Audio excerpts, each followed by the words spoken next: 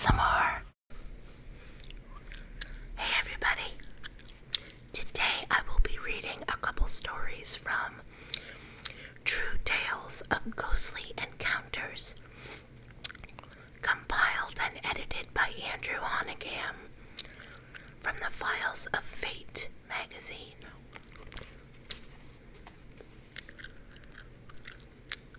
I talked to the lady. When I was a child, we lived in Cottage Grove, Oregon. And for 3 of those years, between 1912 and 1915, I was considered a liar. If I was sent to the store, a 15-minute trip, I would be gone an hour, even if Mom's had said to hurry back. Mom's first question always was, "Where have you been?" And my answer was always the same, talking to a lady. Mom would take a deep breath and say, "I saw you standing on the corner. There was no one with you. Why can't you tell the truth?" I was telling the truth. Several times a week, I talked with this lady. Her greeting was always the same. "How are you, Margaret?" We talked of school, play, and people, some of whom I know or had heard Mom speak of. Others were completely unfamiliar. Clothes weren't important to me then, but I noticed the lady wore a dust cap, a jabot with a gold pin, and the whitest of aprons. When conversation began to lag, she would blow me a kiss, and I would hurry home to a lecture on procrastination. The last time I saw the lady, I was in a dither to get home, and told her why. She walked with me as far as the alley. She said, "I love you, and any time I can help, think hard of Margaret O'Brien." She put her hand on my shoulder, gave me a feather-light kiss on the cheek, and I hurried home. Mom was at the door, ready to step outside when I reached for the knob. Her usual rosy cheeks were paper white. "Is that the lady you talked to?" she asked. "Yes," I answered. "And sometimes she tells me about people you know." Mom had beautiful curly auburn hair, and I thought of something the lady had told me. So I asked, "Mom, did you ever cut off all your hair clear to your head? And did your mom call you John L. Sullivan?" The color flooded back into Mom's face and neck as she answered, "I sure did. And they called me John L. until my hair grew out, but she told me you did," I said. Mom sat down in the nearest chair, shook her head and said, I know.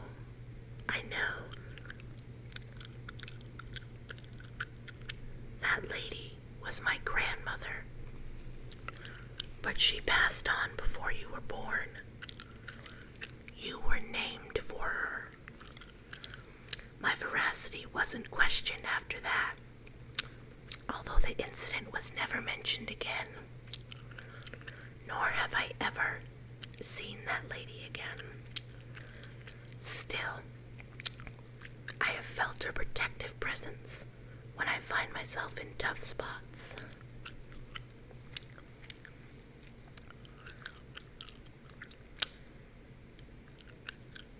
That encounter was from Margaret Ryan from North Bend, Oregon, from August 1976.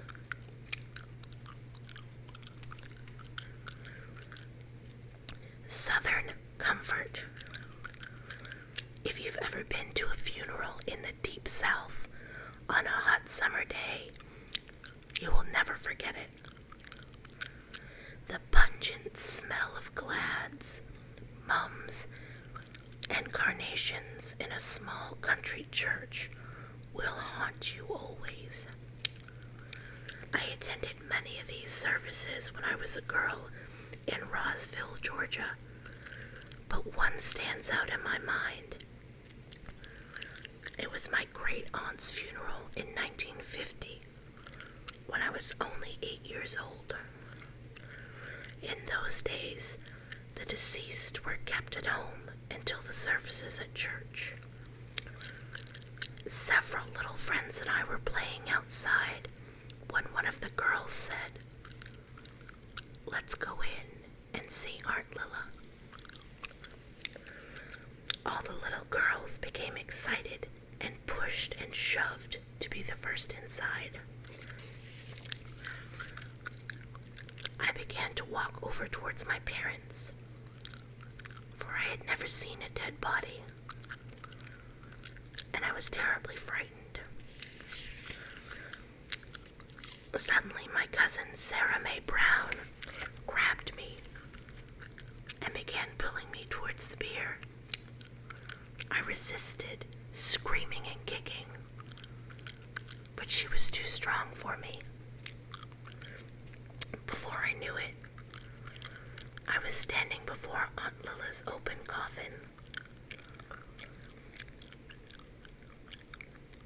She was dressed in a soft lavender gown and looked serene and peaceful, but I was petrified with fear. I couldn't move from side to side until finally the children pulled me outside again. I was in a state of shock for the rest of the day. That night, I was awakened by someone calling my name. Assuming it was Mother calling me, I walked down the hall to her room. Instead of Mother, Aunt Lilla was laying in bed. She motioned me to come closer. When I did, she reached for my hand and began to explain that death is nothing to fear, that it is a beautiful event in God's plan for our lives, and I never should be afraid of death nor the dead. The next morning, I asked Mother if she was out of bed for any reason during the night. She told me that my younger brother Elmo had had an asthma attack and she had spent the night in his room. Since those years long ago, I have lost other dear loved ones, but the words that came from Aunt Lilla after her death have helped me accept death without fear. This experience was from Susan Gerstner of San Jose, California, from June of 1976. Impromptu visit. In 1948, when I was 10 years old, my brother Huey Cogan was dating a girl named Nora Carter. After Huey brought Nora to our house to meet the family, she seemed like another big sister to me. I had 3 older sisters, but Nora was special because she treated me special. While my other sisters would complain to Mother when I wanted to go with them wherever they might be going. Nora always asked me to come along.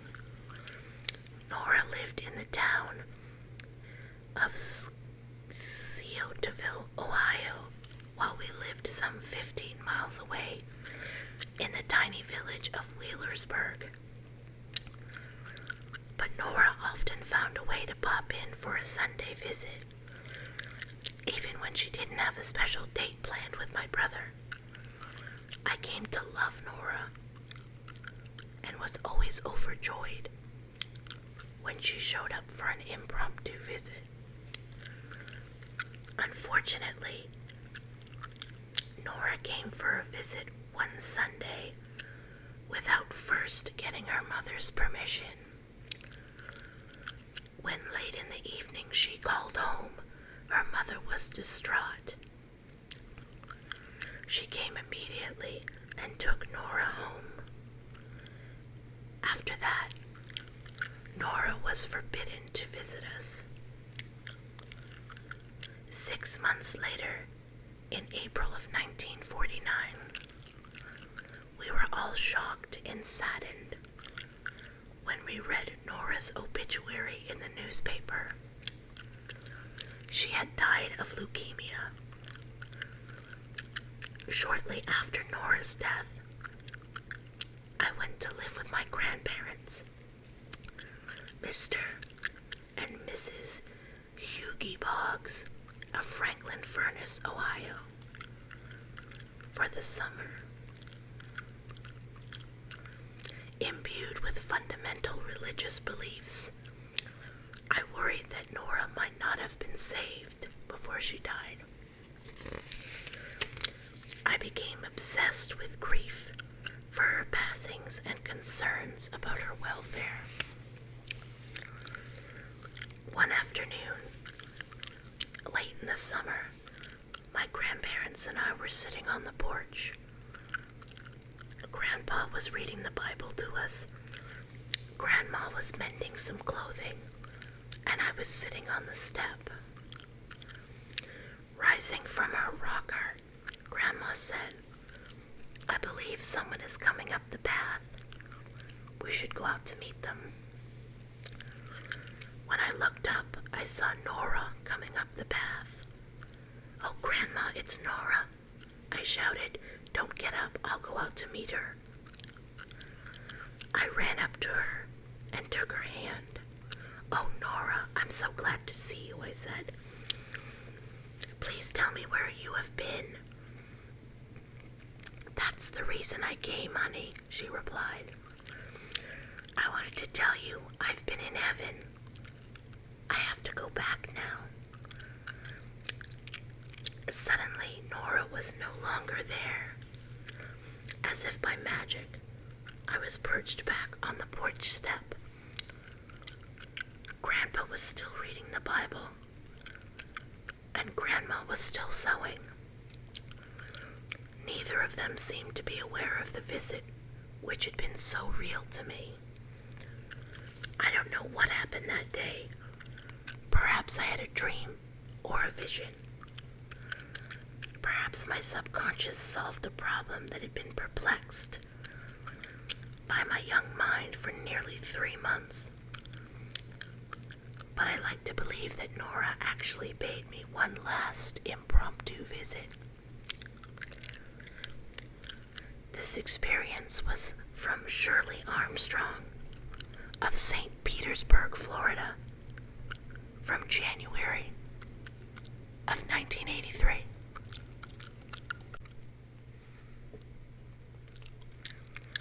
A fine arrangement. I was only 4 years old in the spring of 1937 and didn't understand what a funeral was. But I did know everyone was going except me. I was to stay at Grandma's farm near Birch River, Manitoba, with 2 ladies who were preparing lunch. When everyone had left, I went looking for my grandfather, William Bradford. He had been sick all winter and usually usually lay on the living room couch, but he wasn't there, nor in his room. When I saw him leaning against the railing of the veranda, I ran outside and stared at him. He didn't look old and pale and shaky anymore. Instead of familiar pajamas, he wore a suit. "Aren't you sick anymore, Grandpa?" I asked. "No, sweetie. Fact is, I feel very well," he smiled. "Want to walk?" Strolling through the barnyard, we talked about the chicks and calves. We both laughed when the white mare nuzzled my hair. Suddenly, Grandpa grew serious. "You like being here on the farm with Grandma, don't you?" "Oh, yes," I replied. "I wish we could stay, but Aunt Edith says we have to go home soon." At the time, my parents were divorced, and I lived with my aunt. Grandpa nodded thoughtfully. "Sweetie, I have to go away. Everyone else will leave soon, and Grandma will be alone. Now think carefully. Would you rather go home with Aunt Edith or stay with Grandma?" "I'd rather stay with Grandma," I answered quickly. "Your cousins will be gone. There will be no one to play with," he cautioned.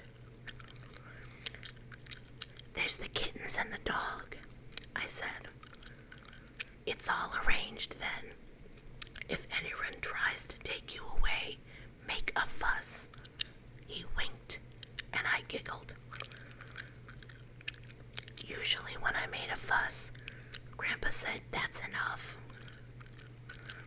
We went back to the house, and Grandpa said he was going to the funeral and walked down the lane. When the family returned, I tried to tell them about what Grandpa had said, but I was told to hush. Grandma heard me, though, and called me aside later. When I had told my story, she smiled. "Don't tell anyone else about this. They wouldn't understand. And don't tell anyone this. But your mother and Aunt Edith don't know it yet, but you will be staying with me." A few days later, Grandma, and I waved goodbye to the last of the relatives, and that was the start of our many happy years together. The incident of my talk with Grandpa on the day of the funeral was never discussed until I was about 15 years old, and Grandma asked if I remembered it. I did, of course. And I asked if she had believed me. "Yes," she said, "because you see, early that morning your grandfather appeared at my bedside. He told me I should stay on the farm and keep you with me. There would be strong family opposition to both sides," he said, "but I was not to give in, for this would be the best for both of us."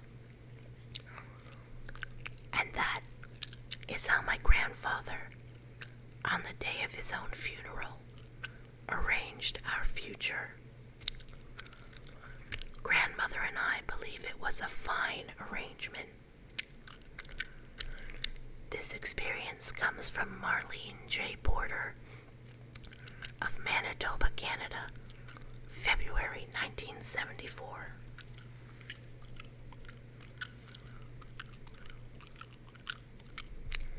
Little Boots. Ghost stories and legends abound in America's remote mountain areas, like Little Switzerland, North Carolina, where I was born and raised. But I don't remember being much affected by the fairy tales my grandfather used to tell us around the big fireplace before bedtime. As a boy of 6, thoughts of ghosts were far from my mind.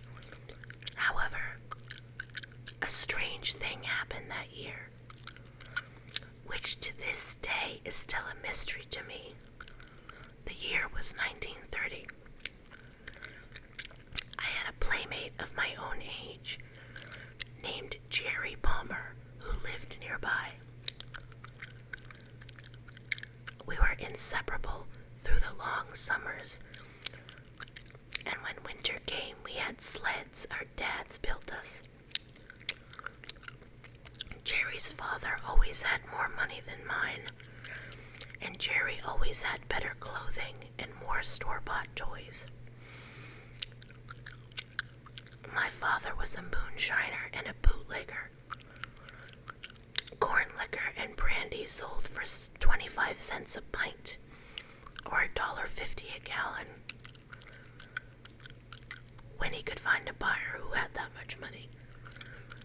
With a small and unsteady income, my father was hard put to support the family, let alone buy nice clothing and toys.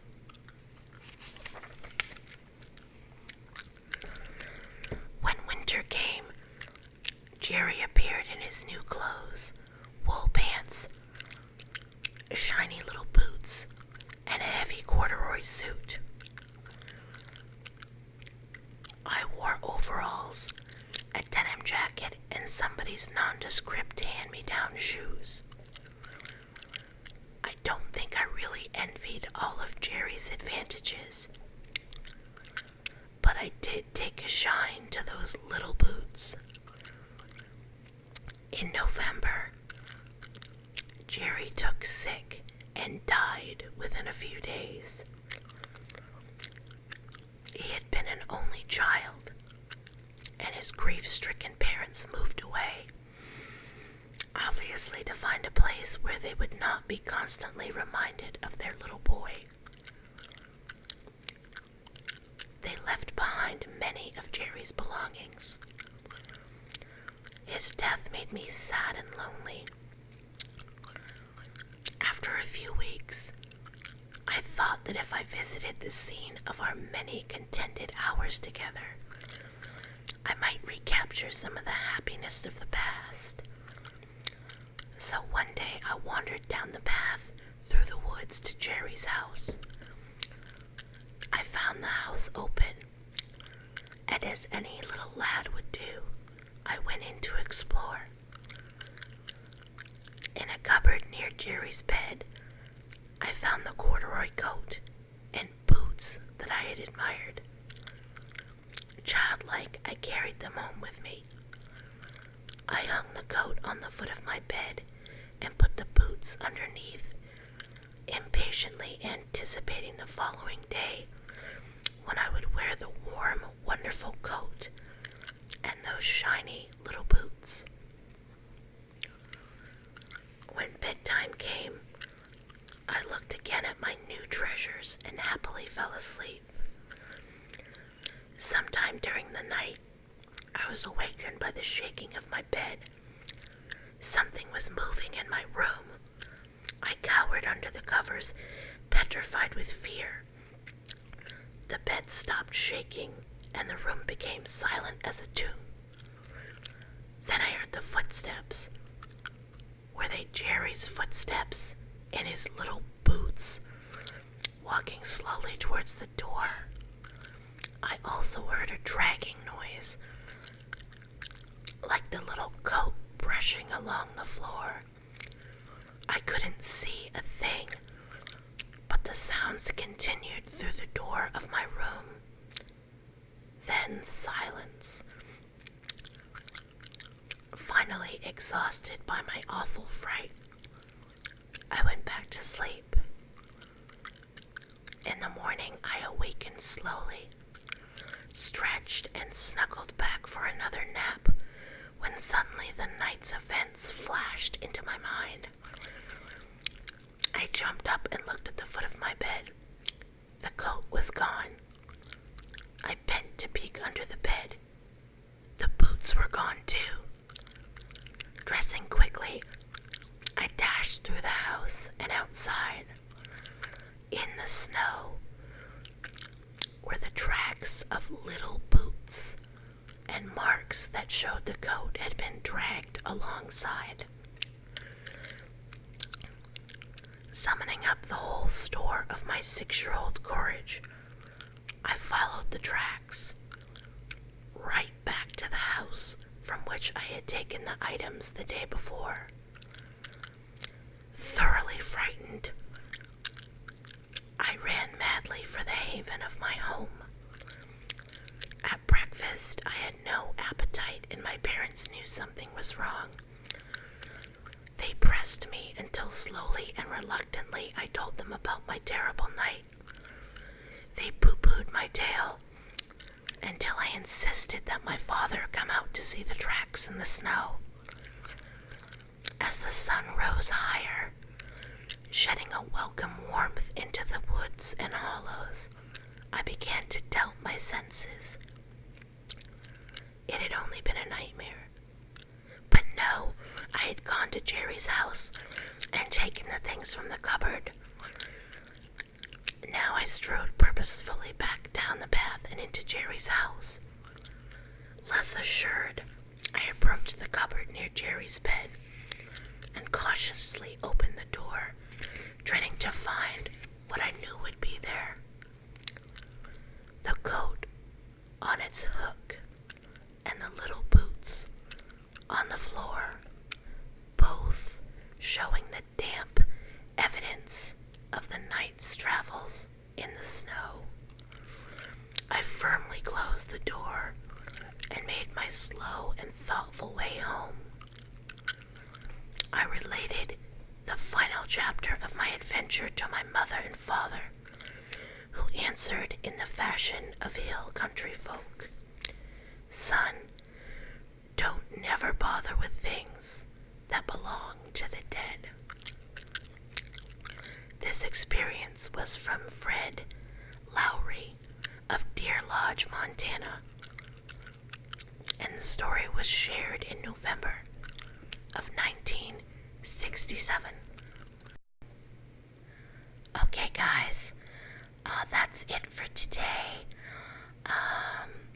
If you like this, I will try and do some more readings from this book.